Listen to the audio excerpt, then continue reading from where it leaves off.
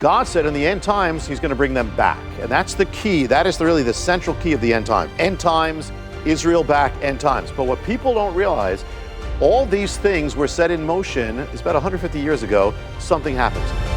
It's really probably the largest spanning mystery I've ever dealt with, because it's behind everything from the past, the present, what's happening right now in current events, what is yet to come. It's really the master blueprint of the end times. And we'll touch on it, everything a little bit.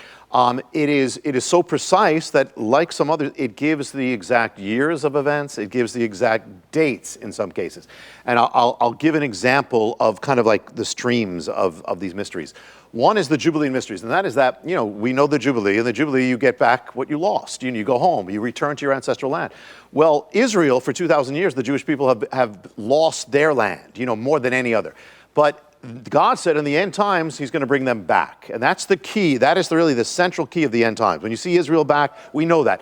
God is real. I mean, you see Israel, God is prophetic. This is the time we're in. And actually, that's what led me when I was an atheist to believe in God, because of seeing that. So things, but the amazing thing is that the mystery of the Jubilee is being used in the restoration of Israel in all these prophetic events, that things happen on exact set times, on the cycle of Jubilee. That's one thing, and we'll see it. The other thing is there's something called the Parasha mystery, and that is there are these appointed words that are read in the synagogues of the world, all over the world, same word. They open up the scrolls and they read the appointed word, pointed from ages past. But what I saw, amazing stuff in this, is that these words, when they're appointed, they actually are prophetic. They speak of events in the world that happen at the time that they're read.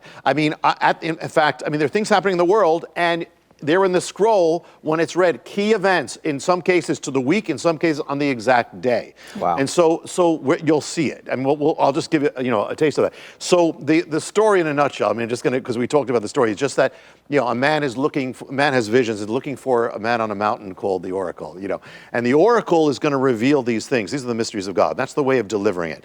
But there are 7 doors of revelation. When you open the one door, there's all sorts of mysteries up to the 7th door as this keeps getting bigger and bigger and bigger. And so in the time we have, I'll just be able to touch on, a doorknob, or something, I'll touch on a little taste of each one. Okay. So all right, set the stage. We all know end times, Israel back, end times. But what people don't realize, all these things were set in motion. It's about 150 years ago, something happens. The Bible says, Moses said that in the end times, God will gather the Jewish people back. That will be the sign. We know Messiah can't come until that happens. But he says there'll be a sign. Before that happens, a stranger will come from far away, and he will come to the land, and he'll do something.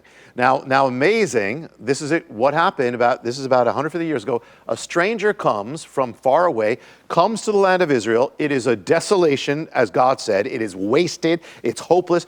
The stranger will bear witness, said Moses. It will bear witness about this is a wasted, desolate land, hopeless. And that just then, right after that, that's when God's going to act. That's when God's going to start bringing his people back. Well, it happened. The man comes, he keeps a notebook, he bears witness, he writes a book, bears witness to the world. The man we all know, but most people don't know he was part of prophecy. Mark Twain. Yep. Oh. Mark Twain is the stranger. He comes there, he walks to the land, and literally, as I watch this, the words he says are the same words that Moses said he would say. Wow. Some of it is word for word. And when he reaches the last day of his full journey in Jerusalem, his last full day and night, there's an appointed word that's read in Jerusalem and around the world. They're opening up the scrolls. It's a Sabbath. They open up the scrolls, and what is the word appointed? The word all around the world, the Jewish people are chanting the prophecy of the stranger in the land. My goodness. So he's walking the streets of Jerusalem. They're chanting the prophecy. He doesn't know it's about him, and they don't know he's in their midst. So, and right after this happens, this is the year 1867. It's the first Jubilean year of restoration. Right after that, all these strange things start happening in the land. I won't go into it. This is in the first store of the thing, but a city that reappears after 2,000 years. All sorts of things are set in motion in that year, and then the Jewish people are going to start coming back. It happens right there. But one thing also about Mark Twain, for 2,000 years, the Jewish people were praying, Lord, bring us back to Jerusalem, every day. And then their main thing was, Lord, hear our prayer, hear us, and be merciful and bring us back. So hear us, be merciful. Mark Twain's real name wasn't Mark Twain. It was Samuel Clemens. Samuel means the Lord has heard, and Clemens means and has been merciful. Lord have mercy. Wow. Wow. His parents, you know, one of the things the Oracle says is that how every single thing in our lives, every single moment, every single thing, God is behind everything in the world. You know, now what happens is, now if you take, and I'm really cutting quick, but if you count 50 years, so the 50th year from 1867, will it take you to anything prophetic? Will it take you to a year? Well, it takes you to the year 1917. 1917, the next Jubilean year. What happens is, now the mystery, things that were planted in 1867 now are shaking the entire world. You've got the World War, and God works through everything, the whole World War. You have two empires. One empire, Ottoman Empire, Muslim, they've had the land for 400 years. Other side, they get in the war. Other side, you've got the British Empire. They just had a revival. There's a lot of love for the Jewish people. Well, God's going to work through this war. He's going to fulfill his prophecy in the Jubilean year. What happens is there's a government in power in Britain, and they don't want the Jewish people to come back. Just as the year of Jubilee is coming, the government collapses. God lifts up two men, both raised on the Bible. One is Arthur Balfour, and the other is David Lloyd George, Prime Minister. And they have a love for the Jewish people. So God puts them right in place for 1917 year Jubilee. What happens is you have another Christian, another guy who was raised on the Bible, General Allenby, his whole life. God uses this, and all of a sudden the Ottoman Empire starts crumbling. The British Empire comes in, Allenby comes into Jerusalem for the first time in 2,000 years. The land is liberated from its hostile occupation, and it's in the year of restoration. Jubilee, everyone shall return to their ancestral land. Wow. And the British Empire issues the Balfour Declaration, which says, this land is for you. This is your land. Okay, so the land is being restored. So all in the year of Jubilee, but there's all these mysteries. I'll give you an example from this second door. That is, in that war, it's the first time in the history of Israel that wings are part of it, that air is part of it. Allenby says we need planes. So the first time they're over Jerusalem, they're crucial in the restoration of God's purposes. And so it happens, but it turns out Jerusalem is delivered without being destroyed because of these planes. There's a scripture, prophecy, that God says, I will deliver Jerusalem as birds flying. Now, on the day of the victory, in the English Book of Common Prayer, famous book, centuries old, there's an appointed word for every day.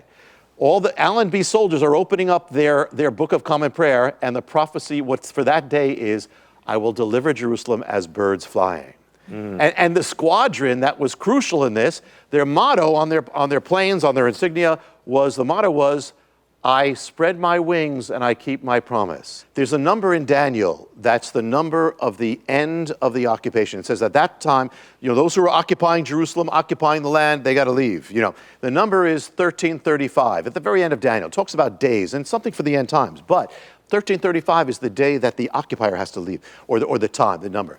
Well, in the year 1917, all over the Middle East, the number 1335 starts appearing in Israel, starts appearing on coins. It's the year saying the occupier has to leave. And the reason is, on the Muslim calendar, the year of the Jubilee was 1335, the year telling you have to leave the land. The Ottoman Empire has to leave the land, and so they do. It's just, how it all converges by the hand of God. Now let me tell you about I know Theodore Herzl. Okay, Theodore Herzl is the father of modern Israel. He's the visionary, years before. He had faith. But what people don't know is that before he died, he had a secret that he told.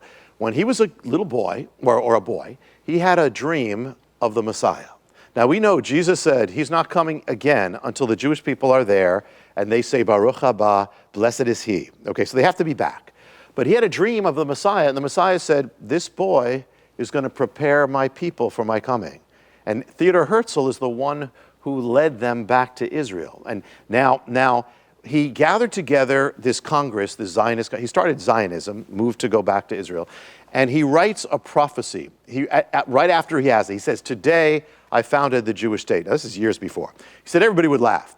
He says, but in 50 years, that's Jubilee, 50 years, the whole world will know it. So when did he write it? He wrote it in 1897. Oh, come on.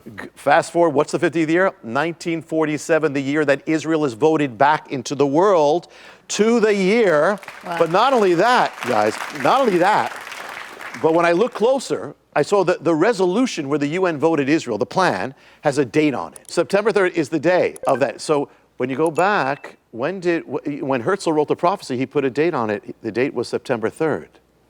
So it was exactly 50 years to the day, the Jubilee to the day.